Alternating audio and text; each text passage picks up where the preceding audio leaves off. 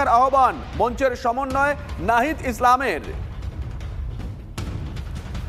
রাষ্ট্রপতি গতকাল বলেছিলেন যে অনতিবিলম্বে তিনি জাতীয় সংসদ বিলুপ্ত করবেন, কিন্তু আমরা এখনো দেখছি যে একটি অভ্যুত্থানের পরেও এই ফ্যাসিস্ট হাসিনার জাতীয় সংসদ রয়ে গেছে।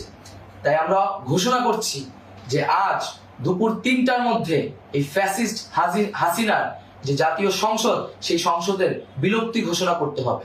যদি আজ বিকাল 3টার মধ্যে এই জাতীয় সংসদের বিলুপ্তির ঘোষণা না আসে, তবে আমরা কঠোর কর্মসূচি দিতে বাধ্য থাকব।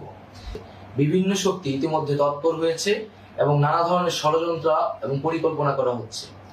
আমরা মুক্তিকামী ছাত্র জনতার পক্ষ থেকে স্পষ্টভাবে বলতে চাচ্ছি যে এই বাংলাদেশকে ফ্যাসিবাদী রেজিম থেকে মুক্ত করার জন্য এবং একটি নতুন বাংলাদেশ, জনগণের বাংলাদেশ প্রতিষ্ঠার জন্য সকল ধরনের ষড়যন্ত্রকে নস্যাৎ করার